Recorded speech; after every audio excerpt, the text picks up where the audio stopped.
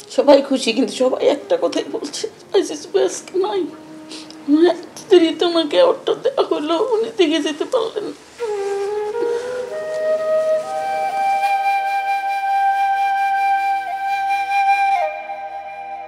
সাহেব সবসময় বলতেন যে আমি তো দর্শকের পুরস্কার পেয়েছি, অ্যাওয়ার্ড না পাই, আমি তো দর্শকের পুরস্কার পেয়েছি, আমার কোনো আক্ষেপ না। কিন্তু যখন অ্যাওয়ার্ড অ্যানাউন্স হইতো টেলিভিশনের সামনে বসে থাকে, তার নামটা কি অ্যানাউন্স হয়ে গেল, খুব আশা করতো, সবাই ফোন করে করতো, আজিজ ভাই আপনার নমিনেশন এবার গেছে, আপনি একটু পাবেন।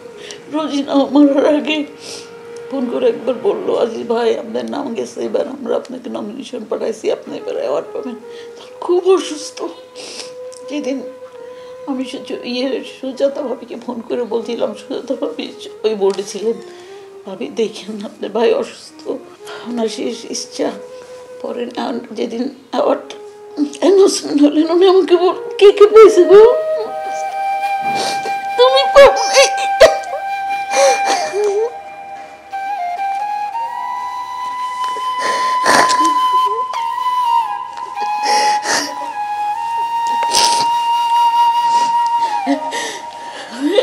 উনি থাকতে যদি পেতেন তাহলে অনেক আনন্দিত হতাম আমরা। এখন আমরা খুশি, কিন্তু ওনার চাওয়াটা পূরণ হয় না, যে আপকে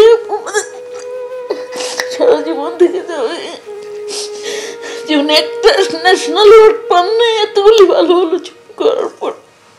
যেহেতু উনি কোন দলীয়করণ ছিলেন না, কোনো দল করতেন না, উনি চাট্টগীতা করতে পারতেন না, উনি মানুষের কাছে ধর্ণা ধরতে পারতেন না, যার জন্য উনি পান নাই। অনুভূতি খুবই ভালো, খুব আনন্দিত আমরা, কিন্তু উনি থাকলে আরো বেশি আনন্দিত হতেন। আমি ধন্যবাদ জানাই সরকারকে, আমাদের যে পুরস্কারে পুরস্কৃত করছে। অনেক ভালো ভালো ছবি উনি করেছেন, কিন্তু উনি কোনো জাতীয় পুরস্কার পান নাই। এটা আমার ছেলে মেয়েদের অনেক আক্ষেপ ছিল, সেই আক্ষেপটা আল্লাহ আমাদের মিটিয়েছেন এই সরকারের মাধ্যমে।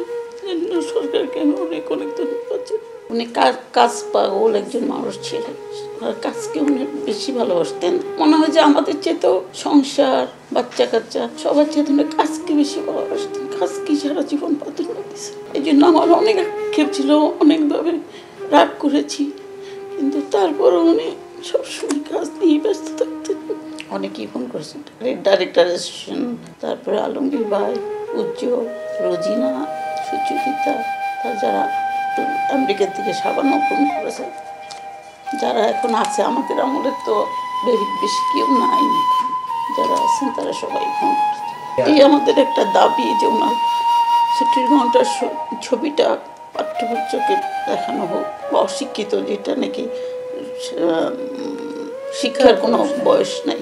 শুটিং যে আমার বিয়ের পরে পরে যখন আমার কিন্তু খুব ছোটোবেলা বিয়ে হয়েছে, 16 বছর বয়স, যখন উনি শুটিংয়ে যেতেন, প্রায় দিন আমাদের সাথে ঝগড়া হতো। দেরি করে আসলে তুমি কোন নায়িকার সাথে ছিলা, কী করতে, এসব নিয়ে সন্দেহ করতাম, ঝগড়া করতাম।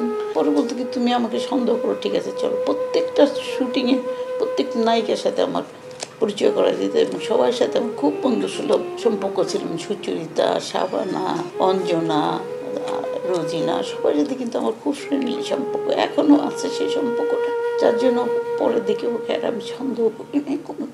তাদের বলবো যে কাজকে ভালোবাসো, টাকাকে না।